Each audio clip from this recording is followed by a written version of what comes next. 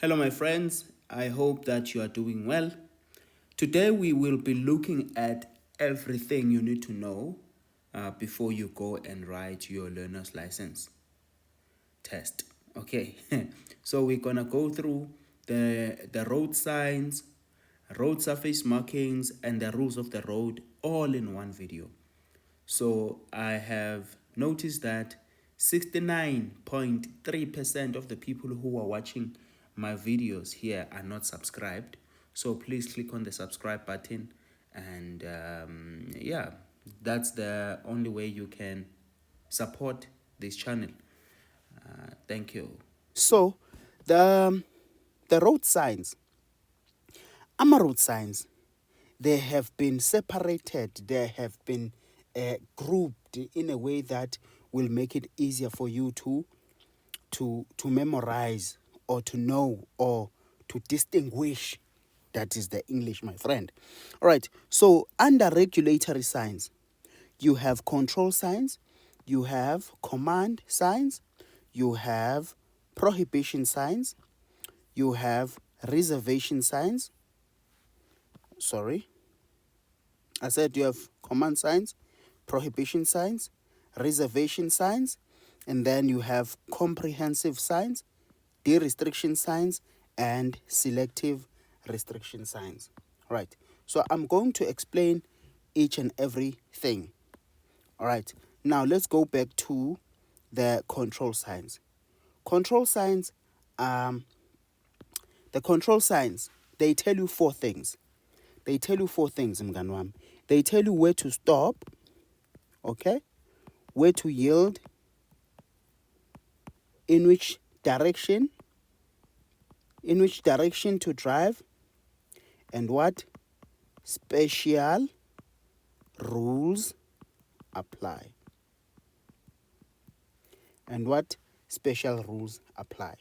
Where to stop, where to yield, in which direction to drive, and what special rules apply. They tell you four things. So the control signs, they are actually the only signs that will be given in different shapes. Look at the shape of the stop sign. It's not the same as the shape of the yield sign, not the same as the shape of no entry, one-way roadway, and pedestrian priority. So they are given in different shapes. Okay, sorry, let me do this real quick. Right, I want to switch off. Okay, thank you. All right, they are not of the same shape. So they are the only signs that are given in different shapes. Look at command signs. Command signs, they have one shape. Prohibition signs, one shape. Reservation signs, one shape. Comprehensive signs, one shape. So you see, now the other thing you must also note about the control signs, it's the colors. So that's how they actually differentiate the signs. So these ones, the primary colors for control signs, red and white. Red and white coming in different shapes. Red and white coming in different shapes. They tell you where to stop, where to yield, in which direction to drive, and what special rules apply. That's what I can say about the control signs. So under control signs, that's where you'll find the stop sign, the stop and yield, three-way stop, four-way stop, stop and go. You see, it's a control. This is what you must do, okay? And this is how you must control your vehicle. And then you come to the command signs. Command signs emphasizes two things, or rather, they're instructing you to do two things. The first one, it's an action. The action to take, this is what you must do, okay? Drive at 50 and above. You must keep left. You must keep right. You must turn right only. You must proceed straight. You see, it's an action that you should take, one thing. The second thing, it talks about the class of vehicle that should drive there. Bicycles, you see, buses, Minibuses should drive here. Taxis must drive here. Goods vehicles with over the indicated gross vehicle mass. Construction vehicles are the only ones to use the roadway. So you see, they tell you two things: the action that you must take and the vehicle class that should drive there. All right. But then now, the command signs, how do you see them? Blue background and the sign is written in white. The background is blue and the sign is written in white. Okay. Now, you then come on to the prohibition signs. The prohibition signs are actually the opposite of command signs. Prohibition signs are the opposite of command signs. All right. So how are you going to see the prohibition signs? They are circled with red. Circled with red. They are circled with red. Okay. That is the prohibition sign. So saying they are opposite of command signs, what do I mean? Command signs, they tell you that you must do this. This is the action that you must take. Do this, do this. Prohibition, you are prohibited. You are not allowed to do what is on the board. All right. So like here, the maximum speed limit, you are not allowed to exceed 100. The mass limit, now it talks about the vehicle class. The type of the vehicle that is not allowed here is the vehicle that weighs 12 tons and above is not allowed there. Here they say vehicle that weigh 10 tons and above must drive here. While here they say vehicle that weigh 12 tons and above must not drive here. The axle mass of your vehicle.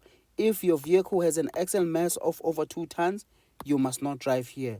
This is the height limit of your vehicle. If your vehicle is over 4.42 meters, you should not drive there. Okay? And then the length limit, the length of your vehicle, the width, and then U-turn is prohibited. U-turn is an action that you are not allowed to take. You are not allowed to take to make a U-turn. All right. So that's it about the prohibition signs. But what I need you to remember is that it's circled with red and it's written in black. Sometimes it will have a stripe like this one. You see, sometimes it will just be circled with red like that. Okay? Okay, and then you come to the reservation sign. Reservation sign. So, the reservation sign is there to reserve parking. They reserve parking and they reserve roadway. So, this R is for roadway. It's there to reserve the roadway, okay? Roadway and P, parking. And when you see these yellow dotted lines, these ones, they tell you what? The yellow dotted lines tell you that there is a lane reserved for buses. Beginning lane. When the lane is beginning, you see it with this. The lane for buses begins here. There's a lane for bicycles. Lane for bicycles. Roadway for taxis. For taxis. All right. Yeah. And then you come to comprehensive signs. So a comprehensive sign is like what? A comprehensive sign is one sign like this that has a set of comprehensive rules. It has a set of comprehensive rules such that when you see this sign, you must know that this sign tells you that you are getting into the dual carriage freeway. You are getting into the freeway. This is the freeway that you know, okay? Let's say it's divided here and then. So vehicles going there, divided also like this. Vehicles coming back. The dual carriage freeway, okay? So there is dual carriage freeway and there is single carriage freeway. The single, you can hear single. So there is no need for me to explain. So when you get into the freeway, you must remember the rules with regards to the freeway. No hand signals, okay? If you're in the far right lane and the person wants to overtake you, move to the next lane. Ganjalo. And then this one, it's called residential residential area. You are getting into the residential area. So you must know that when you're getting into the residential area, you may not drive through the residential area without stopping to break your journey. So you normally see this sign if you are traveling a long distance. If you are traveling a long distance, you are most likely to come across this sign, because that's when you should then stop and have a break. You may not drive through the you must always give way to pedestrians, as they have right of way within the residential area. Those are all the things that you should remember when you get into the residential area. And then now you come to D restriction sign. The D restriction sign is basically the red cross, like this, because it's there to cancel the restriction, to say this this sign is no longer applicable. This sign is no longer applicable. All right. And then you come to selective restriction sign. The selective restriction sign. So you have what? You have the selective restriction sign. Do not work alone. You won't be driving and you see this sign. So now, what must I do with this sign? Or you are driving and then you see this sign. What does it mean? So it has no meaning when it's working alone. Hence why you'll have a primary sign, and then the selective restriction sign, it then works as a secondary sign. It works as a secondary sign. All right. And then you then have what? You then have this combination, which tells you that you must turn right, but between when? 7 to 9 and 4 to 6. It's a must. Goods vehicles must maintain the indicated speed. They must drive 50 and above. Delivery vehicles only must drive here during 6 to 9 a.m. All right? And then ganjalo. That's how it is. Okay. Those are your what? Those are your selective restriction signs. Now you come to the warning signs. So the warning signs are somewhat easy. I always say they are the easiest, because a warning sign will always, you always know that the warning sign, you have red triangle. Red triangle, it's a warning sign. But now you have road layout sign. Road layout sign, you have direction of movement sign, and then you have symbolic signs. Okay, that's how they have separated them. You have road layout, direction of movement, and symbolic. So now, road layout, what are we talking about? We are talking about the layout of the road. The layout, umgwaqo wendlaleke kanjani. The layout. So the first one, you have the crossroad.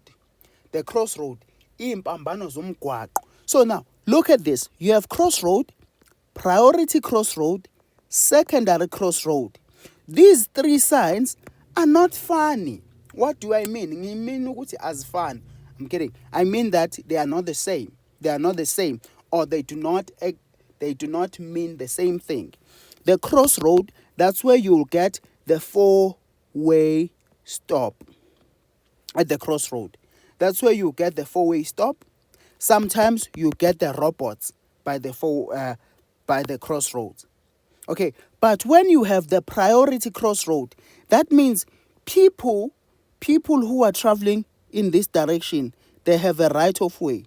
These people, they have the right of way, but people who are coming from the sides, let's say these people, they don't have a right of way, they must expect to stop or to yield. Okay?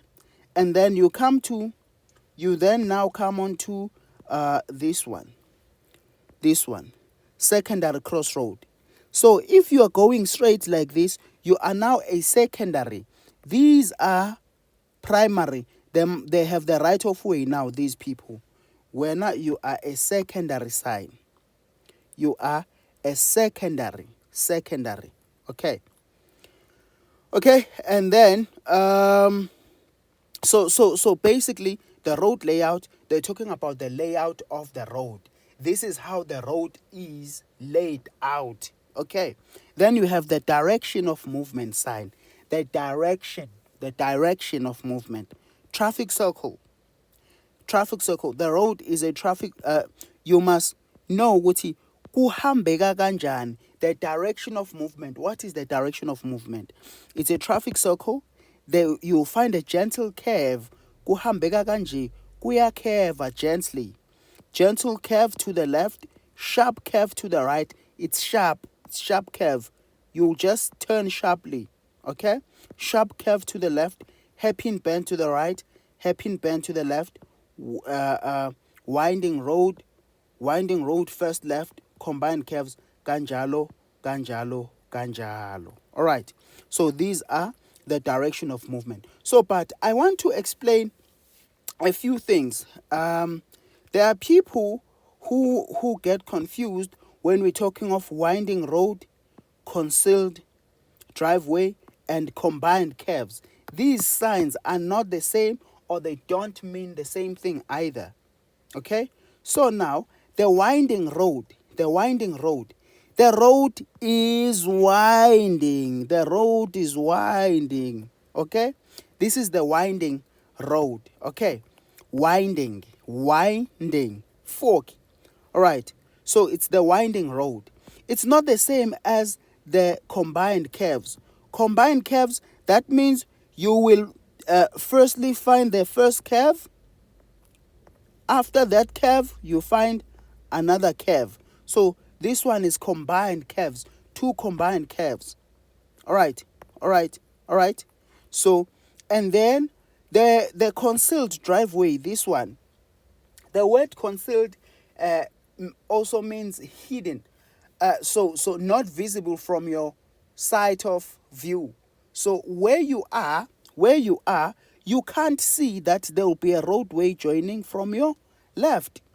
Where you are, you can't see that there is a road joining from your right. So be aware that there will be a road coming from your right. Then concealed driveways, right and left. Be aware that there will be a concealed driveway coming from your right and also coming from your left. Hence why they call it concealed driveway, left and right. All right. Then you come to the symbolic signs. So the symbolic sign, it's not really much of a problem because they give you a warning sign, and then inside the warning sign, they will show you a symbol of what you are going to encounter as you drive on. Like the first one, there's a traffic signal, traffic control, traffic control, yield ahead. So there's a pedestrian crossing and there are pedestrians. All right. So the difference between the two, pedestrian crossing and pedestrians, is that the pedestrian crossing,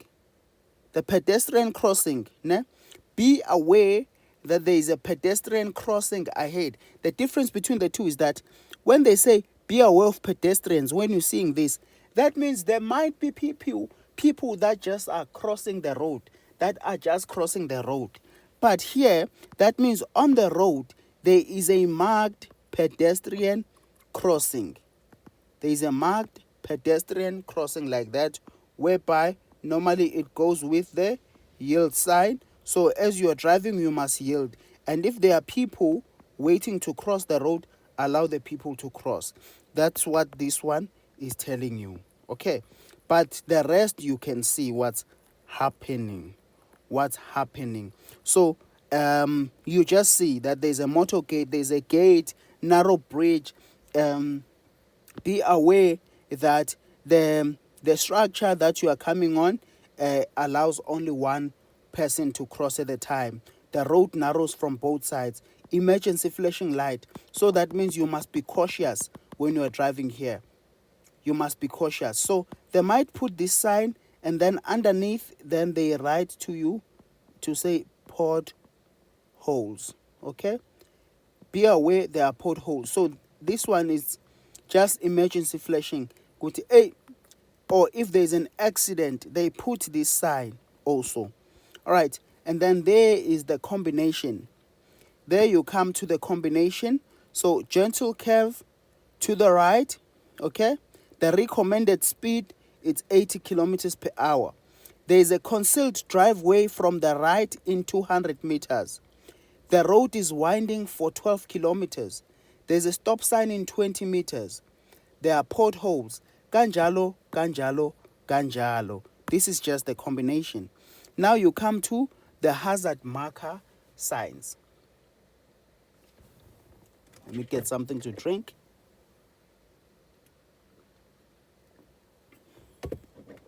Okay, the hazard marker signs. So the hazard marker is there to mark the position of a hazard. Hazard. So hazard on the right, keep left. There's danger on the right, keep left. Okay? Hazard, go play to the left, keep. So here you must either go left or go right. Here, danger this side, go this way. This one marks the structure overhead. If maybe you have a bridge, and this bridge is of a certain height, they take this sign and then they put it here, okay? They put it here, right? And then they'll write the height restriction. And then you have what we call the sharp curve chevron.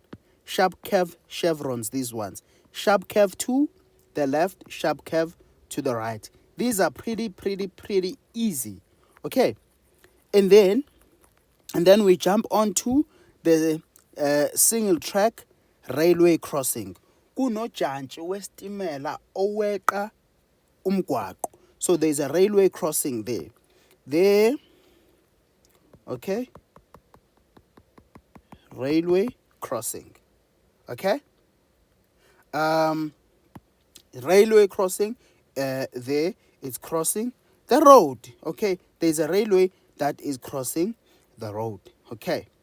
That's it.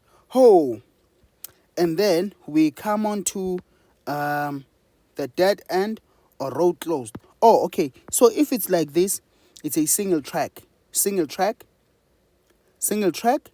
and then double track. So this one means that there are two or more railways that are crossing the road. Two or more. Okay? And then traffic signals are out of order. Amaroboti awasebenzi. There.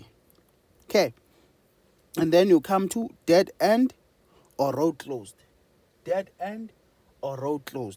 And then T-junction chevrons,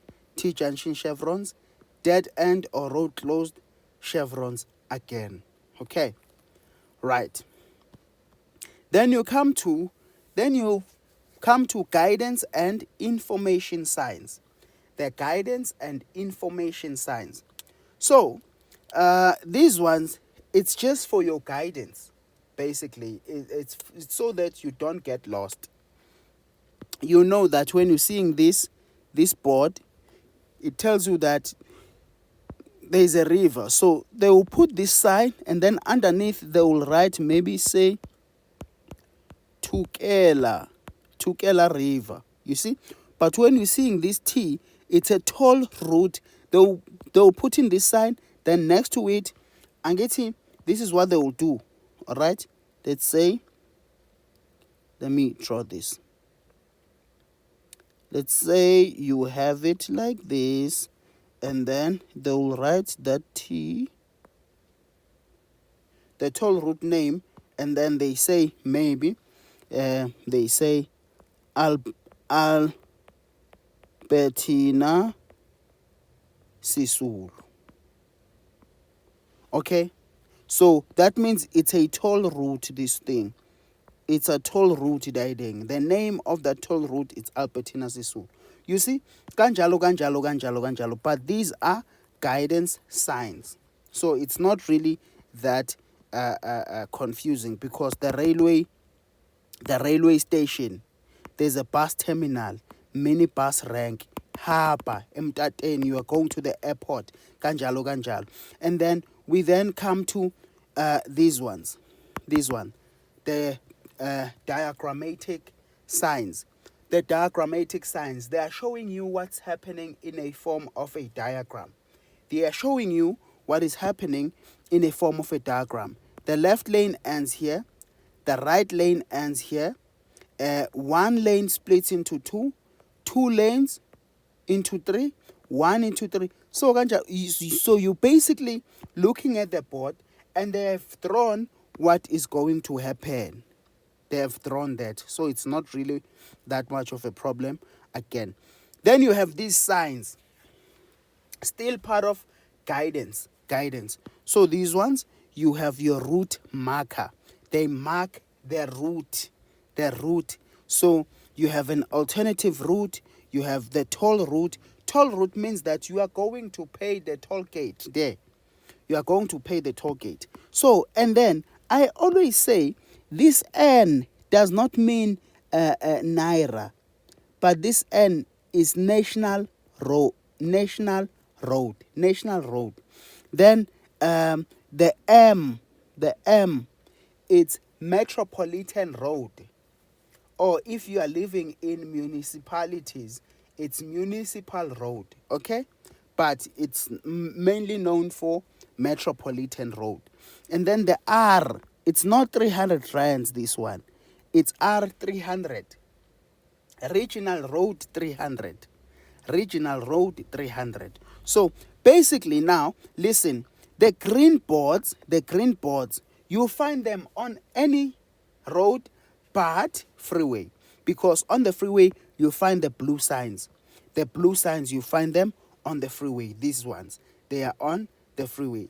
And that's what you must just know about these ones. That blue, freeway, green, any other road. Okay. And then we come to the tourism direction symbols. So the tourism direction symbols, you see them with what? Brown board. So they have a brown background. It's for the tourists, those ones. For the tourist. Brown board, it's for the tourists. So if you are touring, you are new in the area, your main focus is looking at the brown board. Let me drink some water.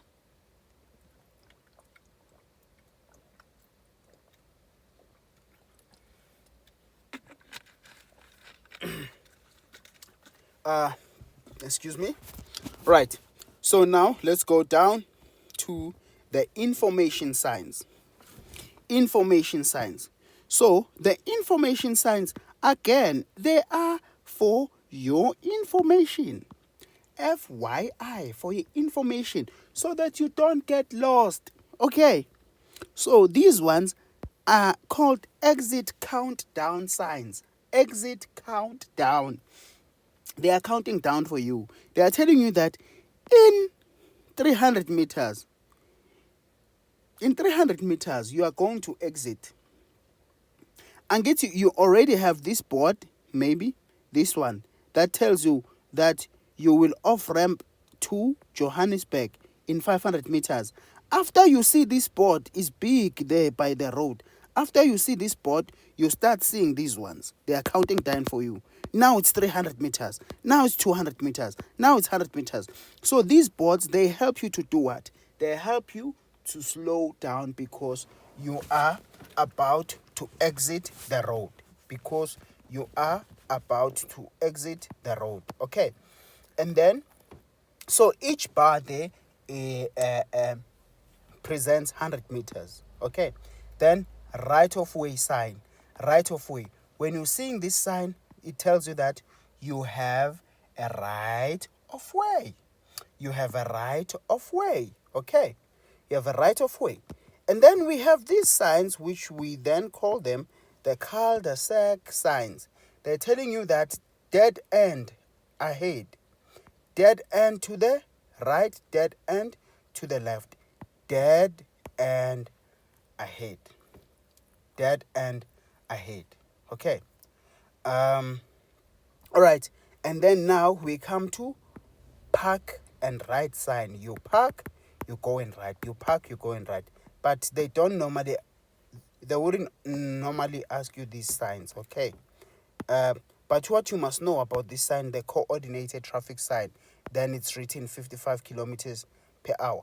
It tells you that the traffic signals that you are approaching, okay, that you are approaching are synchronized to display the same signal, okay? So if you are driving at 55 kilometers per hour, so now, look, there's a traffic sign, kune roboti. So these traffic signals are synchronized to display the same signal. When this traffic light A says green, this one will also say green. So if you keep your speed at 55 kilometers per hour, you'll find this one green and that other one green. That's what this sign is telling you. Okay. All right. And then we come to supplementary signs. So these one, they are there to supplement, to tell you that for 12 kilometers in 200 meters, you must drive 80 kilometers per hour. Okay? Right. That's it. Okay? That's it. I always say to you, my friends, you will go through the traffic signals alone. The robot, when it says red, what does it mean? When it's flashing arrow, what does it mean? So I'm gonna leave this to be your homework, this one, and together with the traffic guys, and the construction guys. What I'm then going to touch on is the temporary signs. Temporary signs, how are you going to see them? You see the temporary signs with the yellow background. Yellow background is a temporary sign. When the background of the sign is yellow, and it's you must know it's a temporary sign. So, but I want you to look at this. The temporary command signs, they have black borders and they are written in black, but the background is yellow. That's how you are going to see that it's a temporary sign. Black borders, the sign is written in black, and the background is yellow. Now you come to temporary prohibition signs. The prohibition signs, Bangan Bam, will always have a red border to tell you what it's a prohibition. Yes, they might have that stripe, they may not have some of them, okay? But red borders will always be there. And then the temporary reservation signs. Temporary, yellow bones are temporary. I always say yellow bones are temporary. But then now the border is going to be black and it's a rectangular shape. It's in a rectangular shape. And then the warning signs, always red triangle, but the background is yellow. So that's it, Banganbam. That's it. And all these things now. All these things. So this one, they then explaining these signs. What is this? What is this? What is that? All right. Those who are in my group on WhatsApp, they already have this book. Okay. Now we come to road markings. Road surface markings. So the road surface markings. So this thing is easy, Banganbam. This thing is very easy because they won't say label this thing like this. No, they won't say it like this. They will give you this sketch with the labels. What you must know that what is GM3? GM3 is what? The furcation arrows. GM3, it's furcation arrows. Furcation arrows. Okay, what does the furcation arrow means? It tells you that there's an increase in the number of lanes ahead. WM7, mandatory direction arrows ahead. Okay? They're telling you that ahead, of which is what? Is RM8. Ahead, it tells you that ngaphambili uzothola mandatory direction arrow, then there is mandatory direction arrow there. Okay, and then the RM5 is painted island marking, painted island. Then the WM6 lane reduction, lane reduction. The GM2 is what? Is the guidelines, the guidelines, the guideline marking. The RTM3, where is it? Pedestrian crossing line marking. And then the GM1, it's lane line marking. So this thing, and then RM3, the last one here, the RM3 is called what? The channelizing line. The channelizing line. So once you get to the channelizing line, you may not switch lanes. You may not switch lanes once you get to the channelizing lines. Okay. Now we are then going to get to these ones. We are now coming to these ones again. They will repeat some of the things that we have covered already. But now you look at RM 4.1. It's called the left edge marking. The left edge line, it's your yellow line, as you can see. Okay? The WM2, it's continuity line. Continuity line. And then L1 for lane 1, L2 for lane 2. All right? It's for lanes. Lane. And then the WM7, mandatory direction arrow ahead. Then mandatory direction arrow. RTM3, pedestrian crossing lines. RTM1, it's a stop line. This one is a stop line. And then it's painted island marking. Okay? That's it. That's everything here. Now, let's jump onto the last part. And then we will then close the road surface markings and the road signs will be done with that. So the RM10, this one is known as a box junction. Box junction. The box junction is known as a keep clear zone. Okay, there. What I'm explaining is there. Okay, so it's a box junction. Then this one is, so that means you must not park, you must not stop here. It must be kept clear like this. No one should stop there. Even if there is traffic. If there is traffic, one car will stop there, another one will stop there. So, but no one should stop here. All right. And then you have RTM2. RTM2.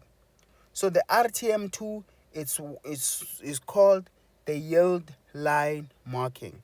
Yield line marking.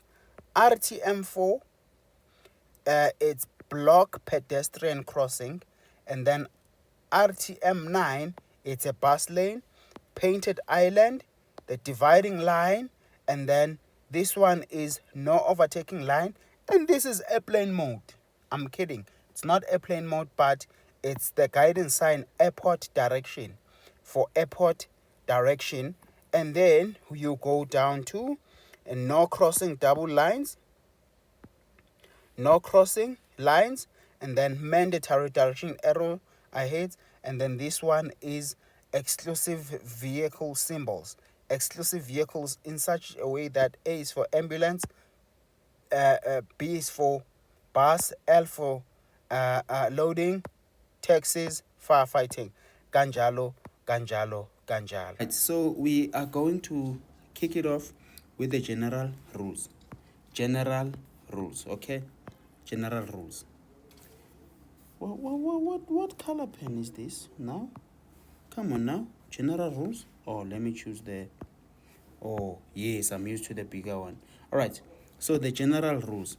So part of the general rules, they say that always drive on the left-hand side of a two-way road. If you may drive on the right-hand side of a one-way road, if it is safe to do so. You are required to drive where? On the left-hand side of the road. You may drive on the right-hand side of a one-way road, if it is safe to do so. A one-way road, Bangani bami, would be a road like this. One They say one-way road. One way. They're going in the same direction. There's a single lane and a one-way. One-way, all lanes are going like this. All right. So then the second point there, they're saying that, let me choose the editing. Yeah, always maintain a safe following distance as part from the vehicle in front of you, which is 2 seconds in a light motor vehicle and 3 seconds in a heavy motor vehicle. 2 second rule, 3 second rule. The 2 second rule is for light motor vehicles. Light motor vehicles.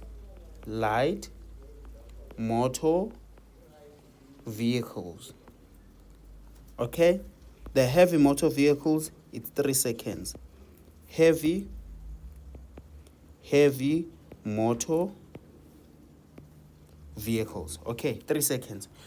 However, when you get to your test, they will ask you about the following distance, right? They will say to you, the following distance is when a vehicle in front of you suddenly stops and you are able to do what? If the vehicle in front of you, let's say this is the vehicle in front of you. If the vehicle in front of you suddenly stops and you are following from behind, vehicle A, vehicle B, you are able to do what? This is the safe following distance. Safe following. And you are able to do what? You, as vehicle B, you should be able to stop without swerving. So you go with this option, stop without swerving. If you are able to stop without swerving, then you are keeping a safe following distance. All right. And then what's the next point there? They say that should conditions be poor, adjust your following distance accordingly. Should conditions be poor, you need to adjust your following distance accordingly. So that means if maybe the surface is wet, it's misty, or whatever the case may be, there is poor visibility, you increase the distance. If this is the distance you were keeping, if this is the normal following distance, under critical conditions, you increase the distance. Maybe you follow it from here. All right. I hope you got it. And then we come to this point. Always display your vehicle license disc. This is valid for 12 months. The vehicle license disc is valid for a period of 12 months, and you must always display it. If you don't display your vehicle license disc, you are at fault. All right? And you can be charged with a fine. Always obey the instructions of a traffic officer. These take precedence over any rules or traffic signs. So the rules of a traffic officer, they take precedence. They come first. If the traffic officer says stop here, you stop. Even if there's a sign that says you must not stop, but because the traffic officer says you must stop, you stop. That's why they say the instructions of a traffic officer, they take precedence. They come first. All right. And then we come to the rules with regards to driving on divided roads. Okay. So they're saying here, where a road has been divided by either a painted line or a physical barrier, always stay on the left of the division. So let's look at the example given here. There is a division that divides the road. They say you must stay on the left. This barrier or division may only be crossed at an opening or space where it is specifically indicated to do so. You don't cross here or there. You only cross in the opening where it is allocated to do so. Hey, Nina Forky, you must not just watch this video. You must also follow me. You must also subscribe to this channel, okay? Please do click on the subscribe button, because I know more than 67% of the people who are watching my videos are not subscribed. So please do me a favor and click on that subscribe button. All right. And then driving on the shoulder of the road. Driving on the shoulder of the road. They're saying here, do not drive continuously on the shoulder of the road. When we're talking of the shoulder of the road, we are talking of the yellow line. The yellow line. You are not allowed to drive continuously on the yellow line.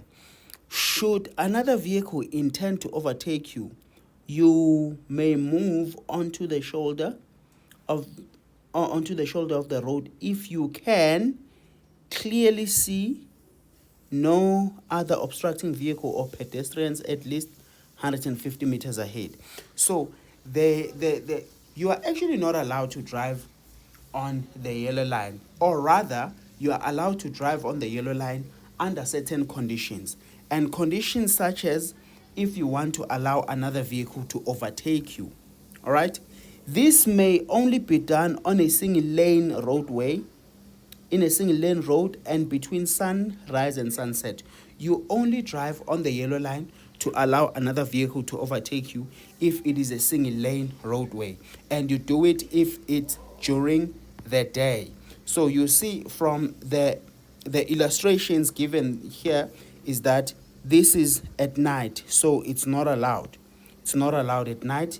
During the day, it's allowed. Okay, so you must always remember this.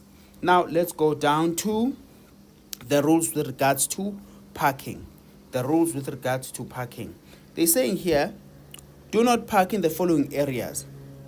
Any of the places referred to in stopping your vehicle, in such a place where you will obscure a road sign, on the sidewalk unless you can, unless such vehicle is being used by a street vendor or hawker.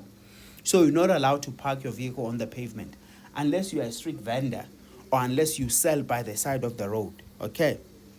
At the entrance to any private or public vehicle entrance, ngeke imoto yakho and park it at my gate or at any other gate. Don't do that. Within 1 meter of the edge of the road, outside an urban area unless it is a designated parking bay.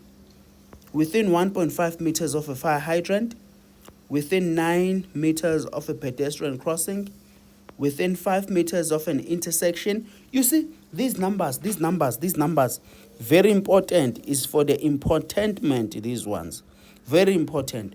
1 meter road edge outside an urban area, 1.5 meters of a fire hydrant, 9 meters of a pedestrian crossing, 5 meters of an intersection. Very important. Upon the actuating mechanism of a traffic signal, emarobotini, you don't park your vehicle there, with your left wheels further than 450 millimeters into the road edge of the pavement, unless permitted by a road sign, on a road that is less than 5.5 meters wide, unless it is a one-way, on a traffic island, in a pedestrian lane or pedestrian mall, and in a loading zone. So these are all the conditions with regards to parking your vehicle. But also, they put a very important note there. If I was the one writing this book, I would tell you that this one is important, this one. I'll say, and B, important. Okay? Failure to adhere to these rules will result in a fine and or your vehicle being impounded.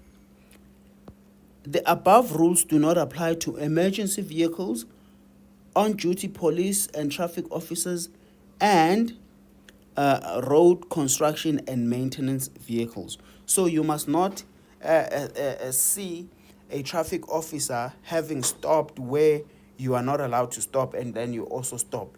If they are on duty, they can park their vehicles anyhow and anyway. All right. Okay. The rules with regards to parking does not apply to them. So here there are some images that are shown here. Okay. Here you have the 450 millimeters into the roadway. Here you have 9 meters within a pedestrian crossing. And then here you have 1.5 meters from a fire hydrant. That is a fire hydrant. Okay? And then pedestrian, the traffic island. There is the traffic island. You don't park your vehicle there. And then you don't park your vehicle by the side of the road where the road is 5.5 meters wide. You don't park your vehicle within 5 meters of the actuating traffic sign or traffic signal, rather. Okay, so it's like that, Bangan Mami. Now we are going to then move on to overtaking or passing another vehicle. Overtaking or passing another vehicle, okay? Unless prohibited to do so by any road sign or marking, you may overtake a vehicle where it is safe to do so by passing on the right of the vehicle. Only return to the left side when safely past the vehicle. Never overtake where your visibility is limited, such as on a blind rise or corner. Never overtake a vehicle that is stopped at a pedestrian crossing. When passing a stationary bus, always check for passengers boarding or getting off the bus. Simple and straightforward here. Simple and straightforward. Okay. Right. And then now we then go down to the rules with regards to overtaking. The rules with regards to overtaking or passing on the left. Overtaking or passing on the left. They're saying here, you may overtake on the left where the vehicle in front of you is turning right, or even when it has indicated to turn right, then you can overtake. You may overtake on the left where there are 2 or more lanes for vehicles traveling in the same direction. However, they're saying keep left, pass right is safest. Never cross over the yellow line when overtaking on the left. You do not cross the yellow line when you are overtaking on the left. All right. And then now let's go down to the illustrations. All right. Now, here, this vehicle is turning right, so this one is overtaking on the left. But remember, they say when you are overtaking on the left, you are not allowed to cross the yellow line. You don't cross the yellow line when you are overtaking on the left. You are allowed to overtake, but you may not cross the yellow line. Being overtaken, when another vehicle intends to overtake you, listen, you move over to the left if it is safe to do so, and maintain your speed without accelerating. Don't be those people whereby when you try to overtake them, they press. You try to overtake them, they press. You must not be like that, my friend. It does not suit you, okay? So you must just move slightly to your left, allow the other vehicle to overtake you, and do not accelerate. And then keep left, pass right. All right, you overtake on the right, okay? And then here, you're not allowed to overtake. Overtaking on a bend is not allowed. Overtaking near a pedestrian crossing is not allowed. Overtaking oncoming traffic is not allowed. Overtaking where there are no crossing double lines, you are not allowed to do that. You see, all of these things you must adhere to. You must follow these rules, my children, my friends. Okay, right. And then we come to these sketches. Sketch 1, 2, 3, 4, and 5. Now let's refer to these ones. They're saying here, crossing or entering a public road or traffic lanes. See page 58, sketch 1. Let's go. Sketch 1, there. There is sketch 1. Okay? You see? It's car 1, car 2, car 3, car 4, and car 5. Let's see what are they saying with regards to to sketch 1. What are they actually saying? They're saying here,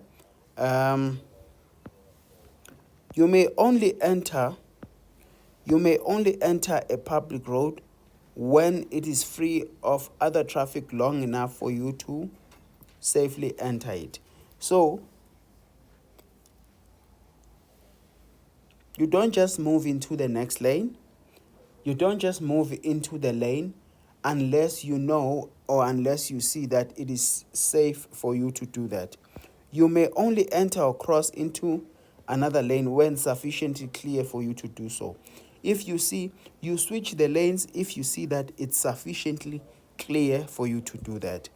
Do not enter into or cross an intersection if, number one, if it will cause an obstruction to traffic flow when the signal changes. 2 and 3, if this can pose danger to other traffic. This can pose danger to other traffic. If you see that crossing into a different lane will or entering an intersection will cause danger, you don't do that. Signals and indicating. Signals and indicating. They're saying here, always signal your intention to turn, to reduce speed, or to stop by using indicators, brake lights, and hand signals. Ensure that you do this, allowing sufficient time to warn all other road users of your intention. You don't indicate here and you are turning here. You indicate it well in advance. You indicate well in advance. Hand signals are not to be used on a freeway. Hand signals are not to be used on a freeway. There is a hand signal illustration in road test. See page 126, but I don't think we have it. But there is hand signal illustrations. I'll try and find it for you so I can show you. And then we have the rules with regards to turning left. See page 58, sketch 2. They're saying what here? They're saying here, keep as far to the right, keep as far left as possible as you're about to make your turn. And these are the rules with regards to turning left. You must keep left as far as possible. You must, once you have turned, you adjust your speed accordingly. So what do we mean? You find the vehicles there, they are traveling faster. And then you turn, you join them. Then you join them, then you are driving slow. You see, you have a problem when you do that. There is a problem when you do that. And then we also now go to the rules with regards to turning right. Ensure that you are in the correct lane according to any lane direction arrows. Indicate well in advance. Then you keep as far to the right as possible as you are about to make your turn. You give way to oncoming traffic and wait for a suitable opportunity to turn. You allow ample space for your vehicles behind you to pass you on your left. Before making your turn, ensure you pass the crossroad center line. Do not cut corners. Do not cut corners. So these are very simple and straightforward rules of the road. Now, let's go down to the rules with mini circles and roundabout. Mini circles and roundabout. A mini circle, it's a circle that is mini, that is small. I don't know how you want me to explain it, but it's a mini circle. And normally a roundabout, it's what you find in bigger roads, right? Okay, they're saying here, at all mini circles and roundabouts, the rule of law is yield to your right. You give way to a vehicle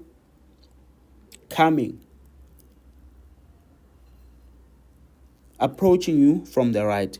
When approaching a traffic circle, always give way to any vehicle approaching on your right. However, all vehicles already in the traffic circle have right of way. At mini circles, any vehicle that crosses the yield line before you has the right of way. If a person crosses the yield line before you have a right of way, yield line, you'll see it with being broken like this, and then it's like this. This is a yield line. So in mini circle, A person that will cross the yield line before you has a right of way. Okay? Right. They're saying here, always indicate which route you intend to take to exit the circle. So always indicate you intend to take this direction. You must always indicate. All right. Now we come to the rules with regards to stopping your vehicle. Where and how and when do you stop? Okay. Places you may not stop your vehicle. Alongside an excavation if this obstruct traffic. In a tunnel, subway or a bridge. Within 6 meters of a tunnel, subway or a bridge. On or within 6 meters of where a road has narrowed. In contravention of any road traffic sign or marking. On the right hand side of the road facing oncoming traffic. These are all the places where you're not allowed to stop your vehicle. And then alongside or opposite another vehicle where the road is less than 9 meters wide, within the rail reserve at a level crossing, and then within 9 meters of the approach side at a pedestrian crossing, within 1.5 meter of a fire hydrant, at any place where it will cause an obstruction, and on a freeway. These are all the places where you are not allowed to stop your vehicle. Let me erase it so that you have a clean thingy to look at. You see? Where is it compulsory for you to stop your vehicle? And then, or when is it compulsory for you to stop your vehicle? They say here, always stop when you are directed to do so by a traffic officer or a road sign, when you are involved in an accident, at any pedestrian, when any pedestrian is about to enter a pedestrian crossing, and when you are requested to do so by any person herding animals over the road. So if there is a person herding the animals over the road and that person is asking you to stop, it is compulsory for you to stop for that person. All right. So guys, please make sure that you like the video, like and follow. Like this video and subscribe. I forgot. Like, subscribe, follow, whatever you do. Like the video. Please, the more likes, the more the algorithm recommends the content. Right. Now we get to the general duties of drivers and passengers. The general duties of drivers and passengers. So, when driving, you may not do the following. When you are driving, you may not do the following. Which is what? You may not travel backwards longer than necessary, only when safe to do so. So you are allowed to travel in reverse, but you may only do that as long as it is safe to do so. Okay? You may not follow another vehicle closer than is safe to do so. You may not permit another person, animals, load or anything else to hamper your complete control of the vehicle, including observations, hearing, signaling, slowing down, and changing direction. So no one and nothing should hamper your complete control of the vehicle. So you should be able to. You must be seated in a position that you have the full control of the vehicle. All right. And then we come to this one. You may not permit another person to steer or operate the vehicle. You may not leave your vehicle without setting the handbrake to prevent it from moving.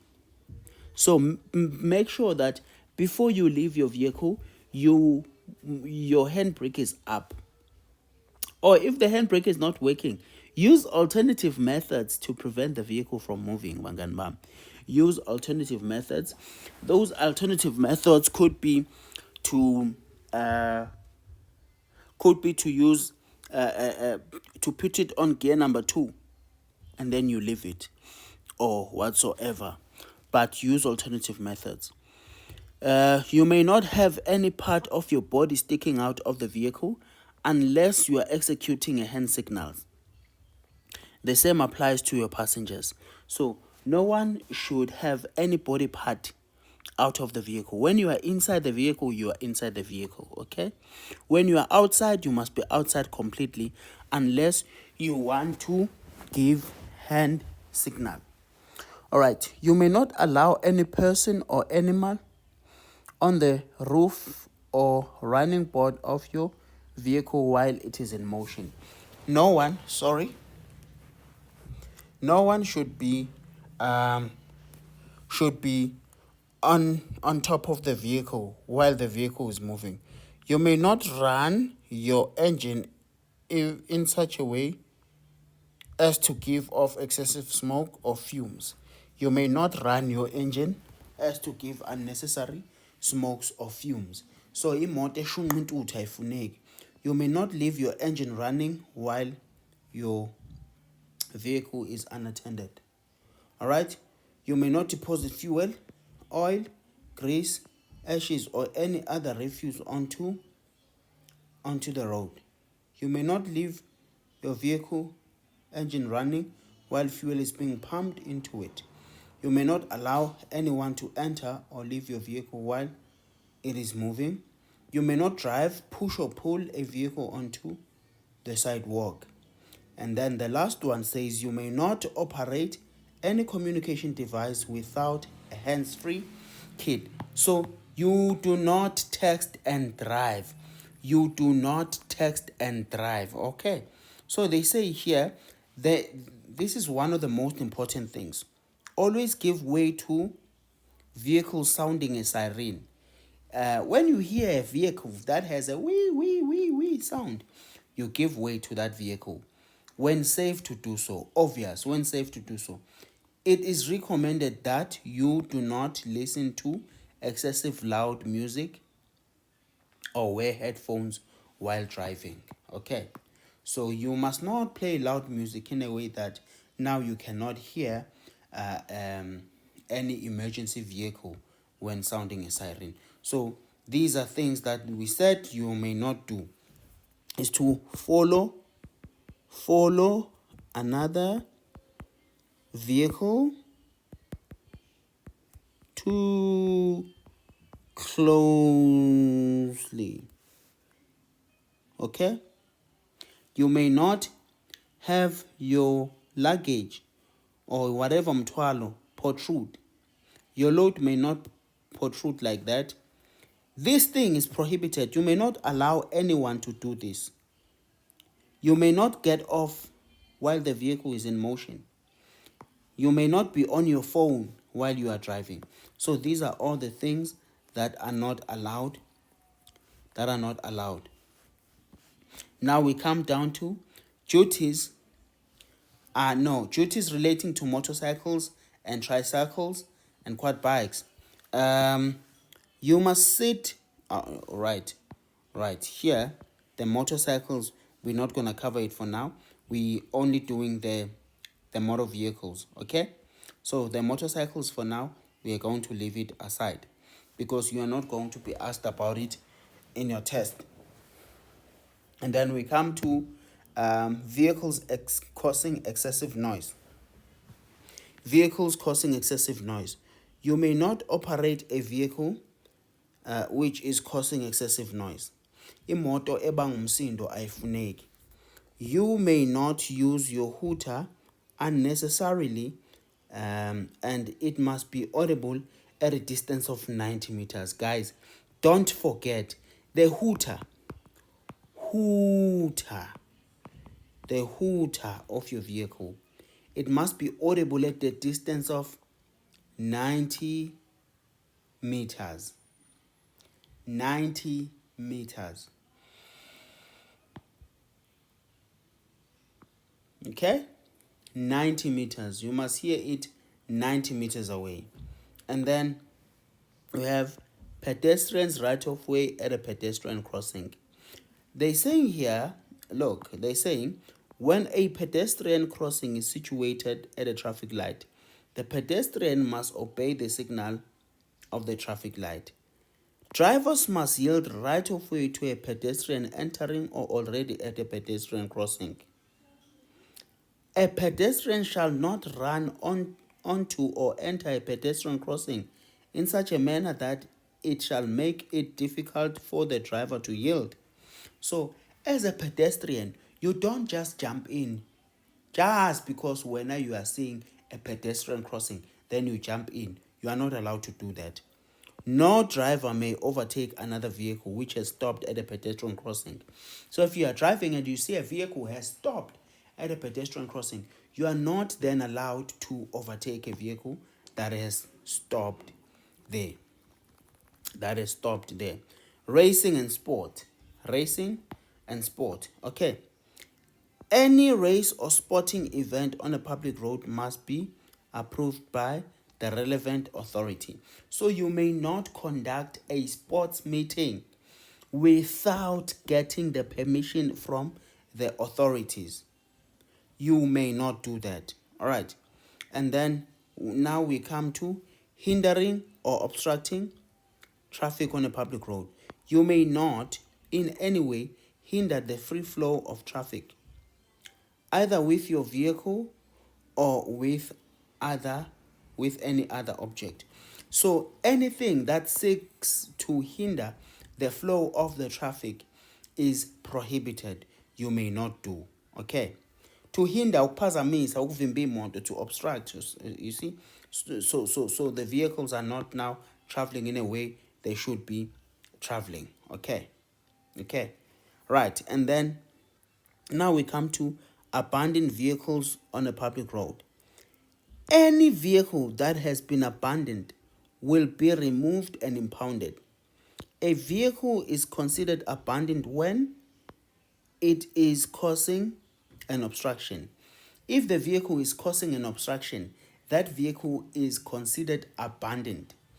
If that vehicle is parked in a prohibited area, if that vehicle is parked in a prohibited area, so if you have parked your vehicle where you are prohibited from parking, then that vehicle is considered abandoned. When it is left standing for more than 24 hours on a public road outside an urban area. Listen, with regard to abandonment, 24 hours, ne? Urban, okay? 24 hours in an urban area. And then they say when it is left standing for more than 7 days on a public road, 7 days, public road. On a public road, it's 7 days, and then it's 24 hours in an urban area.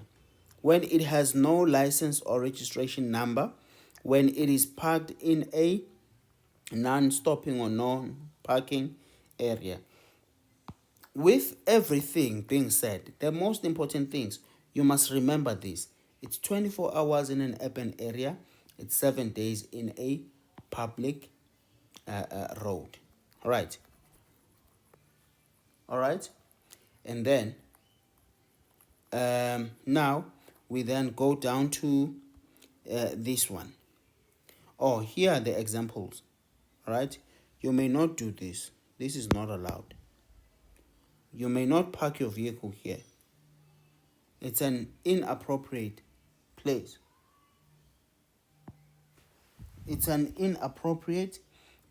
Okay? So you are not allowed to park your vehicle there. So please give me a minute. Give me just a second. I'll continue now.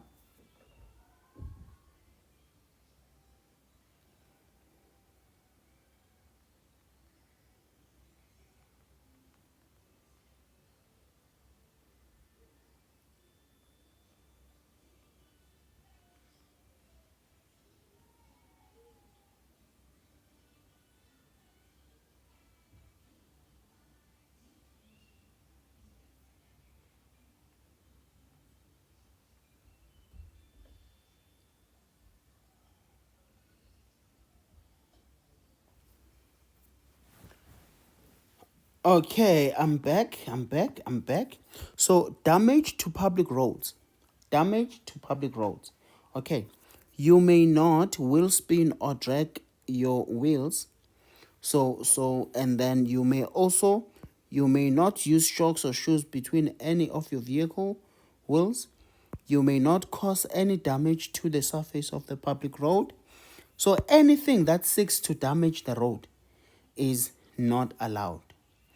Anything that seeks to damage the road is not allowed. All right? All right. And then now we then come to okay, you see this. Let me choose this color. This, my friend, this is not allowed. You cannot wheel spin on the road. You cannot wheel spin.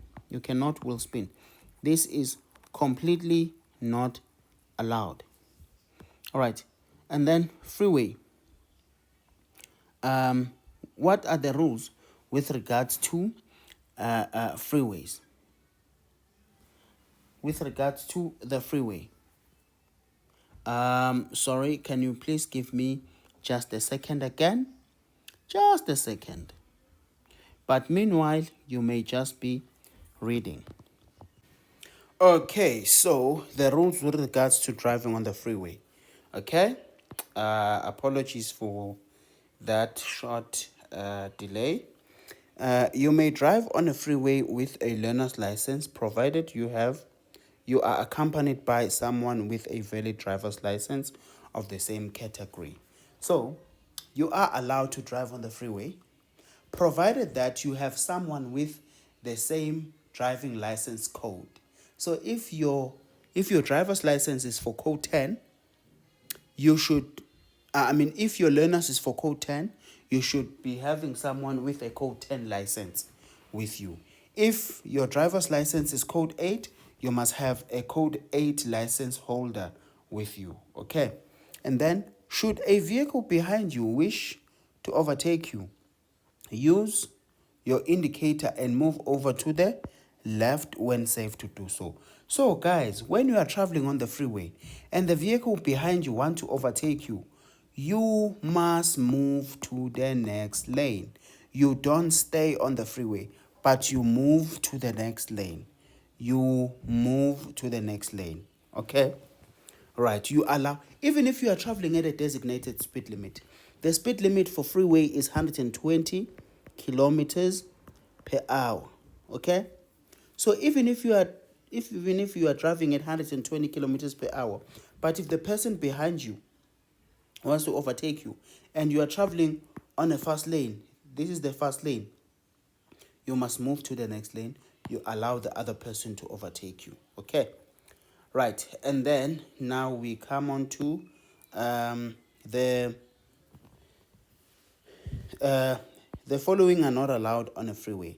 The following are not allowed on a freeway, which are animal-drawn vehicles, bicycles, motorcycles with an engine capacity of 50cc or less, motor tricycles or quadricycles, vehicles with a mass of 230 kgs or less, especially constructed for disabled people, tractors, pedestrians, unless within an area reserved for stopping or in a situation beyond their control, animals, unless in a vehicle or in an area reserved for stopping. Okay, these are all the uses that are not allowed on the freeway. Okay, now you may not stop on a freeway. Unless you are instructed to do so by a traffic officer, unless you are in an area reserved for stopping or parking, unless you are in a situation beyond your control. So you are not allowed to stop on the freeway unless you are under these conditions. All right? Right, sharp. And then now we come to this one. You may not use hand signals on a freeway unless in a situation beyond your control. On the freeway again, you are not allowed to use hand signals unless the situation is beyond your control. Now we come to the rules with regards to towing. The rules with regards to towing. So, when towing, the length of the tow rope, tow bar, or chain between the two vehicles, which is the towed vehicle and the towing vehicle, cannot exceed 3.5 meters. A licensed driver must be in control of the towed vehicle unless the front wheels are clear of the ground, or a device is used to control the steering.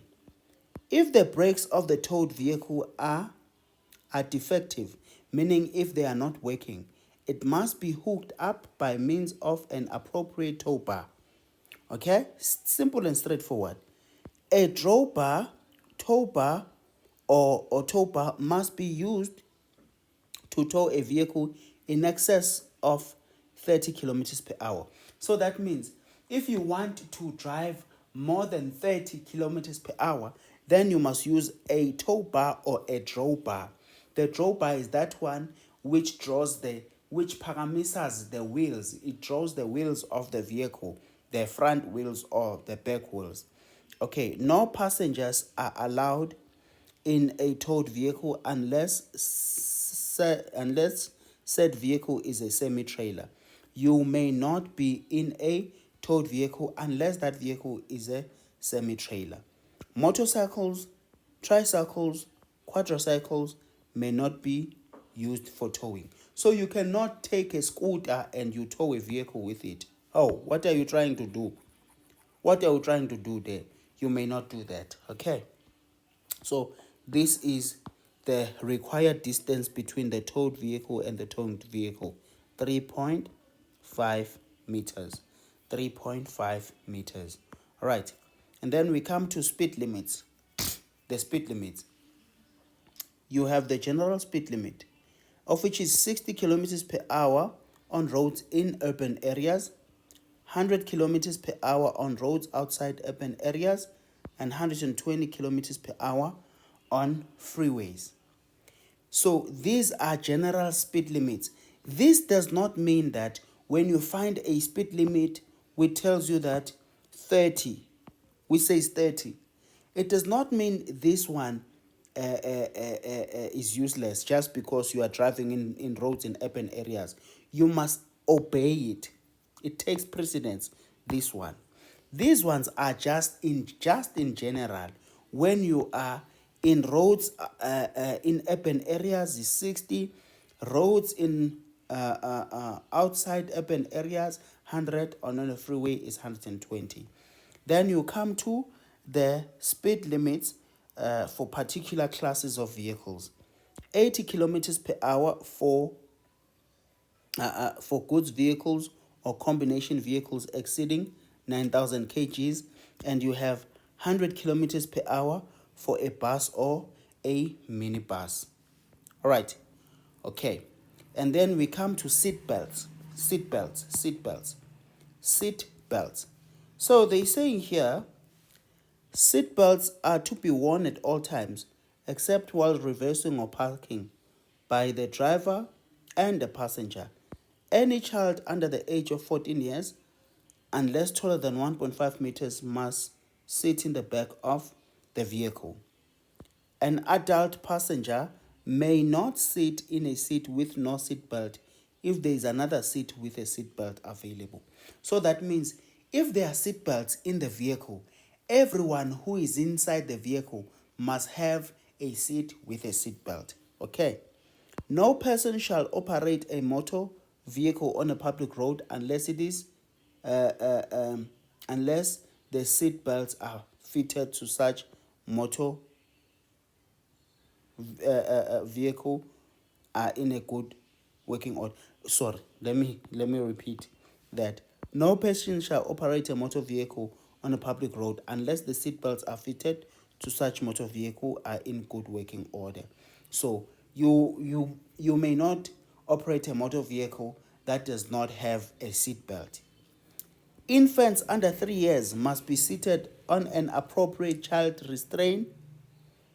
This does not apply in the case of a public transport vehicle. So now, an infant which is under 3 years must be seated in a child restraint seat. But you cannot go with that seat in a public transport. Imagine going to a taxi with that seat and say, this one is for my... No, it's not applicable in a public transport. Okay? So, also, don't fight with the taxi drivers and you say, why don't you have a car seat for my child? Folk. Threads. The threads. The tires. With regards to the tires. The thread of a tire must be visible and have a depth of at least 1 millimeter over the entire surface. Motorcycles of 50cc or less must be visible on no less than 80% of the tire surface. Motorcycles of more than 50cc must have visible thread of at least 1 millimeter over the entire surface of the tire. The tire must be in good condition with no budges or visible canvas. 3-thread tires may not be used on motorcycles. All right. So this is what is important here. The tire, the depth of the threads of a tire, 1 millimeter, may not be less than 1 millimeter across the entire width and circumference. Okay. Now let's come to the lights. So they're saying here, emergency hazard lights may only be used in an emergency or when the vehicle is stopped in a hazardous position. Motorcyclists must have their headlights on at all times. Other vehicles must have their headlights on between sunset and sunrise, and when visibility is less than 1,150 meters. Why am I talking about thousands? It's because I must ask you to hit that subscribe button. Hit the subscribe button if you have not subscribed. Hit that follow button if you have not followed. The main beams, of which is the bright light, should be able to illuminate object up to 100 meters ahead.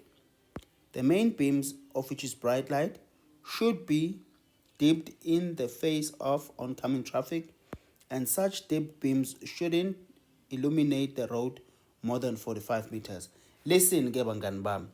Bright 100 for your test, and then dipped 45.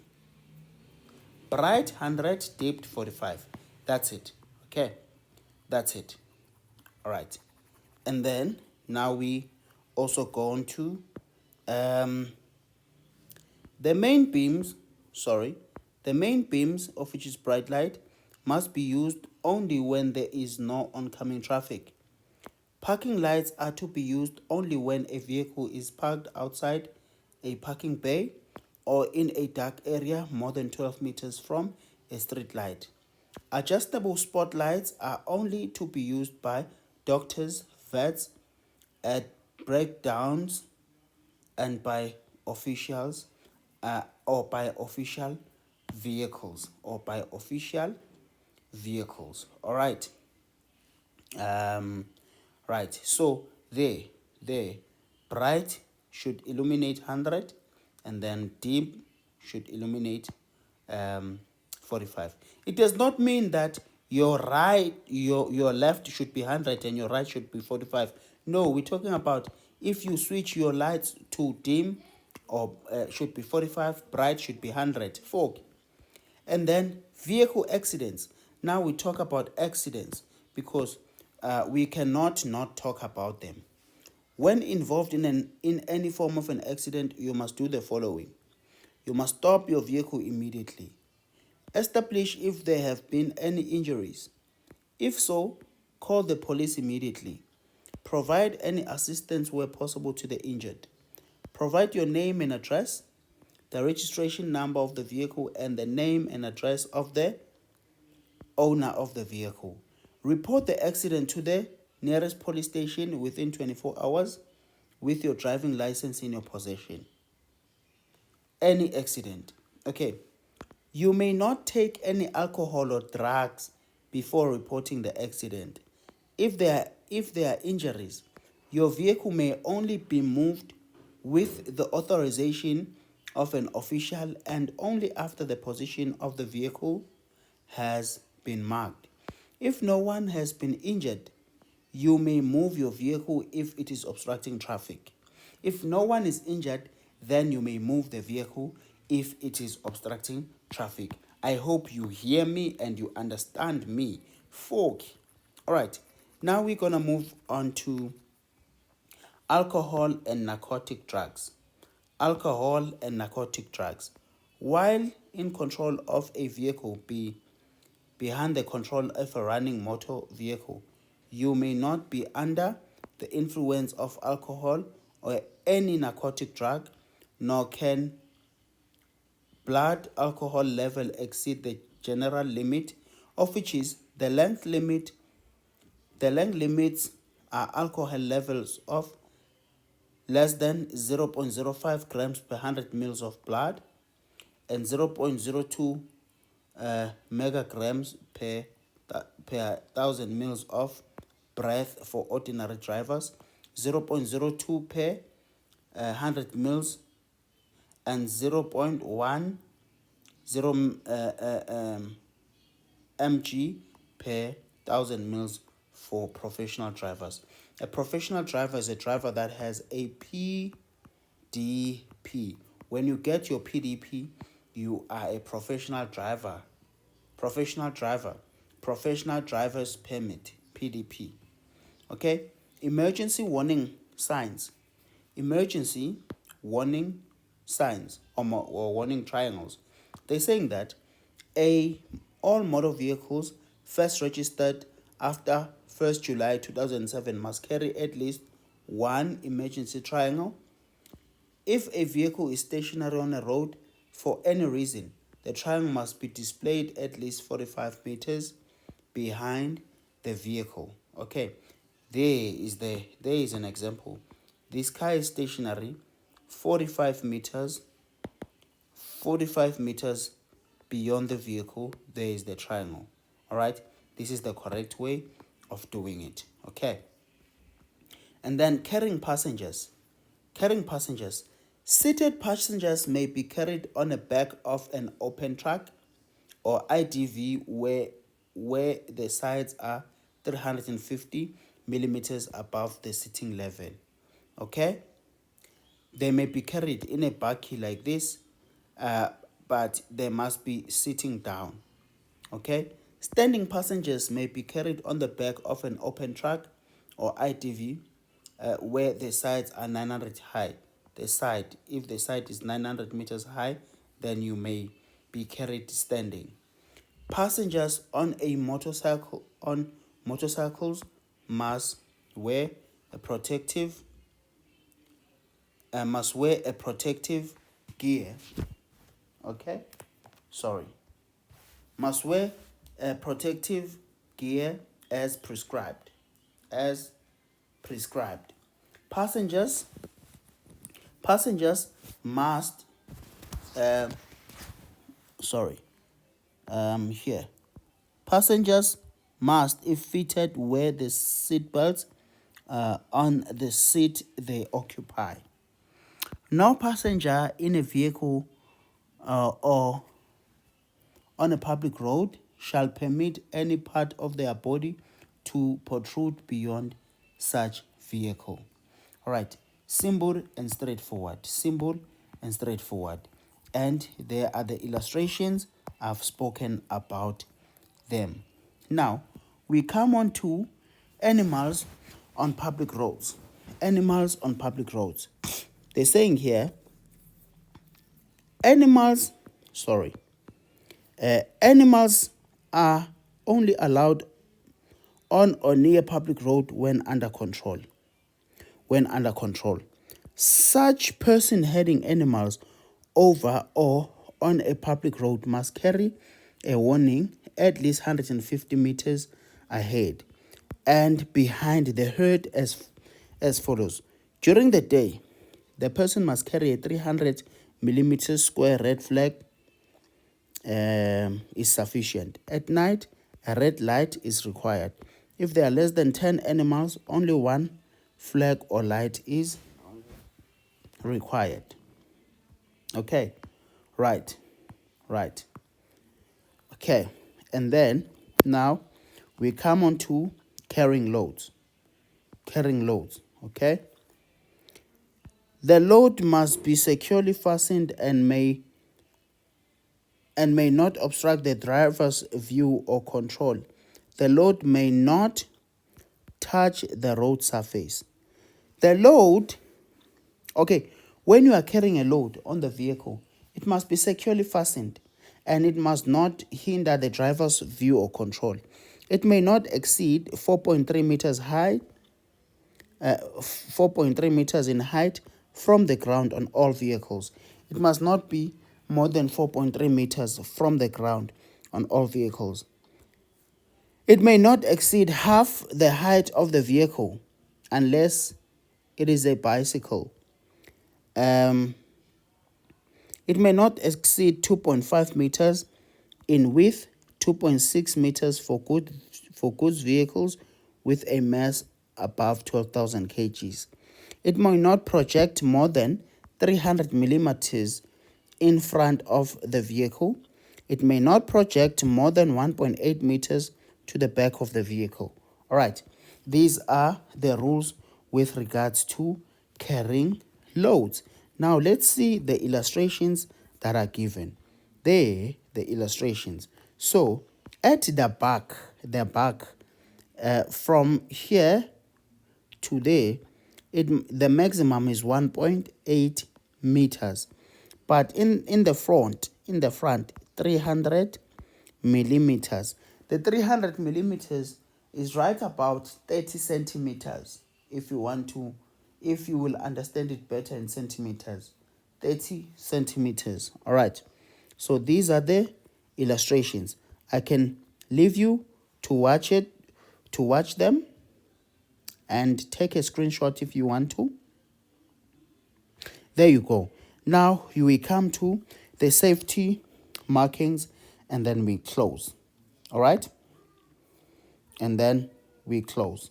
Safety markings. Loads that project more than 150 millimeters to the side and more than 300 millimeters to the rear must carry a red flag not less than 300 by 300 at each corner during the day, and at night, white reflectors must be attached to each front corner, red reflectors to each back corner, and yellow reflectors on the sides. For loads less than 600 millimeters wide that project 300 millimeters behind the vehicle, a red flag during the day and red reflector at night is adequate. So thank you so much for tuning in to the rules of the road. Let's catch up next time when we're doing the road surface markings and the road signs. So please make sure that if you did not understand here, I'm free to engage with you guys in the comments and leave a subscribe button, leave a subscribe there. Just subscribe or follow until I see you next time. Cheers.